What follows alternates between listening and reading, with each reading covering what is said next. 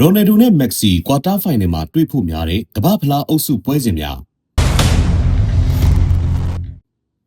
2026ကမ္ဘာဖလားပွဲစဉ်တွေကိုမဲခွဲရေးဆွဲခဲ့ပြီးအုပ်စုတွေထွက်ပေါ်လာခဲ့တဲ့နေရာမှာရိုနယ်ဒိုနဲ့မက်ဆီတို့ဟာကွာတားဖိုင်နယ်မှာတင်တွေ့ဆုံပြီးတရရောက်ကကမ္ဘာဖလားပြိုင်ပွဲကိုစောစောစီးစီးနှုတ်ဆက်ရမယ့်အနေအထားတွေပေါ်ထွက်လာခဲ့ပါတယ်။ဘောလုံးသမားရဲ့အကောင်းဆုံးကစားသမား2ယောက်အတွက်နောက်ဆုံးကမ္ဘာဖလားပြိုင်ပွဲဖြစ်တာကြောင့်ပရိသတ်တွေက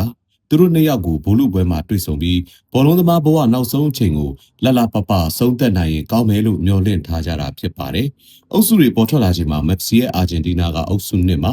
အယ်ဂျီးရီးယား၊ဩစတြေးလျ၊ဂျော်ဒန်တို့နဲ့အတူတအုပ်စုထဲကြာရောက်ခဲ့ပါတယ်။ရိုနယ်ဒိုရဲ့ပေါ်တူဂီကတော့အုပ်စု K မှာဥဇဘက်ကစ္စတန်၊ကိုလံဘီယာ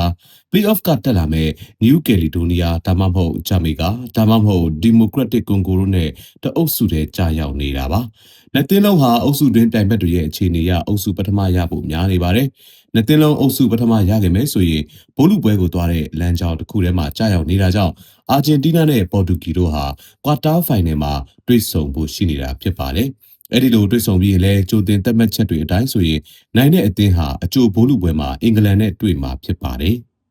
ဘောလုံးပွဲတွေကိုရင်ခုန်ချသူတွေအတွက်24နာရီလုံးဝန်ဆောင်မှုအပြည့်ပေးနေတဲ့ AKL Online Service ရှိပါတယ်။ 555 Mix နဲ့ iBet 789အပါအဝင်မိတ်ဆွေတို့နှစ်သက်တဲ့ဘောလုံးနဲ့ပတ်သက်တဲ့ရင်ခုန်စရာဝန်ဆောင်မှုအားလုံးကိုရယူနိုင်ပါတယ်။စိတ်ဝင်စားတဲ့ဆိုရင် Viber နံပါတ်39 439 445 335ကိုဆက်သွယ်နိုင်ပါတယ်။